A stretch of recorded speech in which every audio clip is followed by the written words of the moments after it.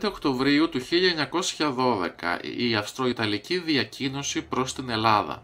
Ήδη από το φθινόπωρο του 1912 είχαν οριμάσει οι συνθήκες εκείνες για τη συνεργασία των 4 Βαλκανικών βασιλείων που από κοινού θα πολεμούσαν την Οθωμανική Αυτοκρατορία για την απελευθέρωση των Βαλκανίων. Τα 4 αυτά βασίλεια ήταν η Ελλάδα, η Σερβία, η Βουλγαρία και το Μαυροβούνιο.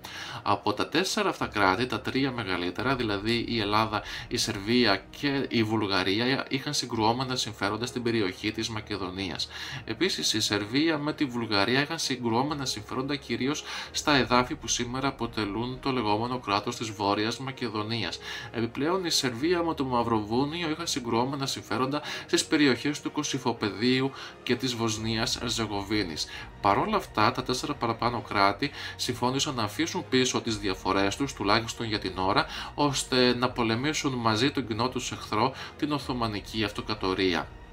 Έτσι, στις 5 Οκτωβρίου του 1912, οι πρέσβεις αυτών των 4 βασιλείων στην Κωνσταντινούπολη επέδωσαν στην Οθωμανική κυβέρνηση μία διακοίνωση, ζητώντας της να εφαρμόσει μία σειρά μεταρρυθμίσεων για την παροχή δικαιωμάτων στους λαούς που διαβιούσαν στα βιλαέτια των Βαλκανίων. Το σχέδιο αυτό καταρτίστηκε από τη Σερβία και στηριζόταν σε μια παλαιότερη συνθήκη του Βερολίνου. Με το σχέδιο αυτό συμφώνησαν σχεδόν απόλυτα η Βουλγαρία και το Μαυροβούνιο, όμως η Ελλάδα είχε εκφράσει ορισμένες αντιρρήσεις επ' αυτού, ωστόσο συμφώνησε στην επίδοση αυτής της διακοίνωσης. Η διακοίνωση αυτή είχε τη μορφή τελεσιγράφου, αφού δίνονταν στην Οθωμανική κυβέρνηση προθεσμία 3 ημερών για να εφαρμόσει τις απαιτήσεις των συμμάχων. Η Οθωμανική κυβέρνηση απέρριψε δίχως δεύτερη σκέψη την διακοίνωση, χαρακτηρίζοντάς τη θρασία προσπάθεια επέμβαση στα εσωτερικά ζητήματα της αυτοκρατορίας. Αντίθετη με τη διακοίνωση αυτή ήταν και η Ευρώπη. 2 ημέρες αργότερα, οι εντολοδόχοι των ευρωπαϊκών δυνάμεων, η Ρωσία και η Αυστρο-Ουγγαρία, ανακοίνωσαν ότι δεν θα επέτρεπαν καμία αλλαγή στο χάρτη των Βαλκανίων, όποιο και αν ήταν το αποτέλεσμα του πολέμου. Ακριβώς την επομένη, στις 8 Οκτωβρίου, ξέσπασε ο πρώτος Βαλκανικός πόλεμος.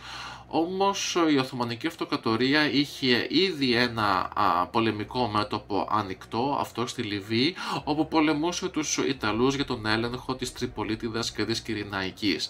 Έτσι, μία μόλις εβδομάδα μετά από το ξέσπασμα του Βαλκανικού πολέμου, οι Οθωμανοί συμφώνησαν τη λήξη του πολέμου με τους Ιταλούς.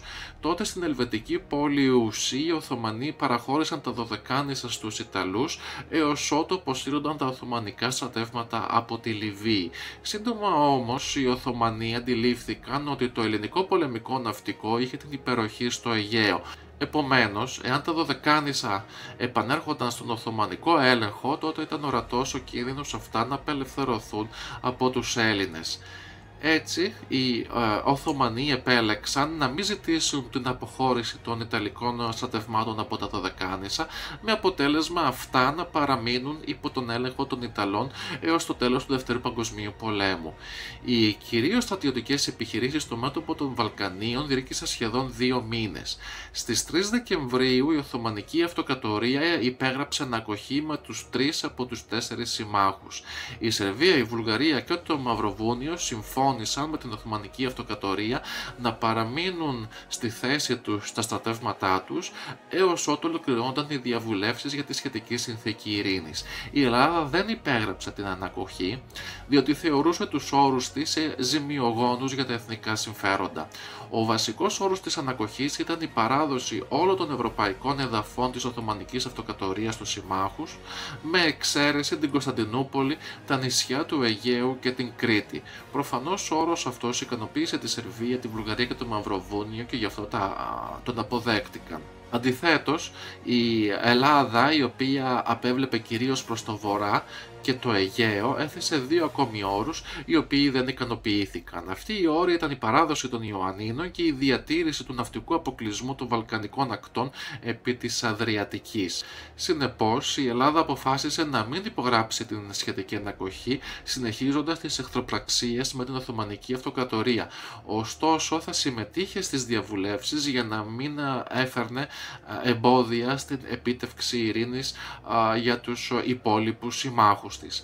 Αυτή η στάση της Ελλάδας είχε μια θετική και μια αρνητική συνέπεια. Η θετική συνέπεια ήταν ότι με τη συνέχιση του πολέμου απελευθερώθηκαν τα νησιά του Αιγαίου και η Ήπειρος.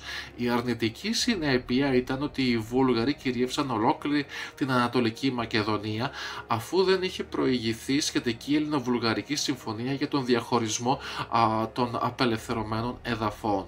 Στην Ανατολική Μακεδονία εξαίρεση αποτέλεσε η Θεσσαλονίκη, η οποία είχε ήδη απελευθερωθεί από τον ελληνικό στρατό τον Οκτώβριο. 2 ημέρες μετά από τη σύναψη της ανακοχής, στις 5 Δεκεμβρίου, η Αυστρία και η Ιταλία, δίχως πρώτα να έχουν έρθει σε συνεννόηση με κάποια άλλη ευρωπαϊκή δύναμη, επέδωσαν μια διακοίνωση στην Ελλάδα. Σε αυτή ανέφεραν ότι απέβλεπαν στην ελεύθερη ναυσιπλοεία της Αδριατικής και πως σε καμία περίπτωση δεν θα ανέχονταν την κατάληψη του Αυλώνα από τον ελληνικό στρατό. Ουσιαστικά με αυτόν τον τρόπο η Αυστρία και η Ιταλία απέρριπταν τον ελληνικό όρο για ναυτικό αποκλεισμό των δυτικών παραλίων της Βαλκανικής, θορυβούμενες από τη δυναμική που ήδη είχε αναπτύξει ο ελληνικός στόλος στο Αιγαίο. Το γεγονός που έδωσε την αφορμή για την αποστολή αυτής της διακοίνωσης ήταν ο θρίαμβος του ελληνικού στόλου στα Δαρδανέλια 2 ημέρες νωρίτερα, περιορίζοντας τον Οθωμανικό στόλο στα στενά.